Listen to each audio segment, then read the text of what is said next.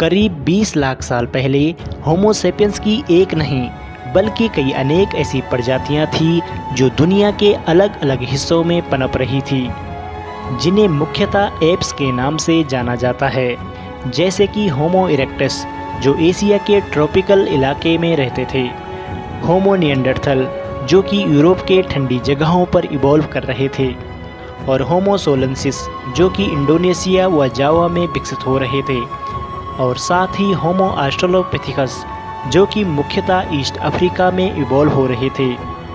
लेकिन आज यही होमो सेपियंस जो उस समय विकसित हो रहे थे, जिनके बारे में यह तक नहीं सोचा जा सकता है कि यह आगे जाकर जिंदा बचेंगे भी या नहीं, यानी बाकी प्रजातियों की तरह विलुप्त तो नहीं हो जाएगी, वही होमो सेपियंस आज पूरी दुनिया में राज कर रही है। लेकिन यह सब हुआ कैसे?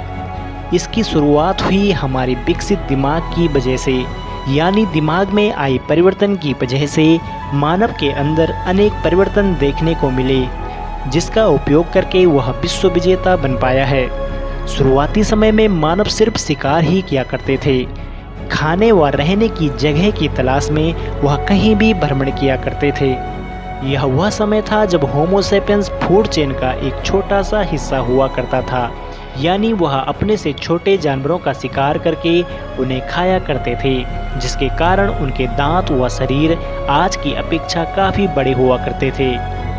लेकिन दिमाग का साइज आज की अपेक्षा बहुत छोटा हुआ करता था। कच्चे मांस को खाने व पचाने में उन्हें काफ़ी समय लगता था, इसीलिए उस समय मानव का पूरा दिन शिकार करने में ही गुजर जाता था।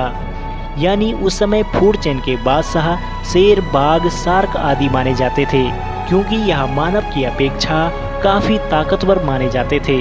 लेकिन समय बीतता चला गया और आग का आविष्कार होने के बाद सब कुछ बदल गया, जिसकी वजह से अब वह पका हुआ मीट खाने लगे, जिसकी वजह से वह खाने को आसानी से चबा व पचा सकते थे, जिसके कारण उनके दांत के साइज छोटे होते चले गए और साथ ही साथ दिमाग का साइज बढ़ने लगा। दिमाग बढ़ने की वजह से उनमें सोचने की ताकत भी काफ़ी हद तक बढ़ने लगी थी, और उसके बाद इसी सोच का इस्तेमाल करके उन्होंने आपस में बातचीत भी शुरू कर दी थी, और साथ ही साथ अपने से बड़े जानवरों को मारने के लिए टूल्स भी बनाए। यानी समय के साथ साथ बाघ, शेर, शार्क आदि फूड चेन से रिप्लेस होकर इसका स्थान होमो सेपियंस यानी मानव ने ले लिया था, और उसके बाद होमो सेपियंस धरती के अलग अलग इलाकों की तरफ बढ़ने लगे, जहां उनकी अन्य प्रजातियों से मुलाकात होने लगी।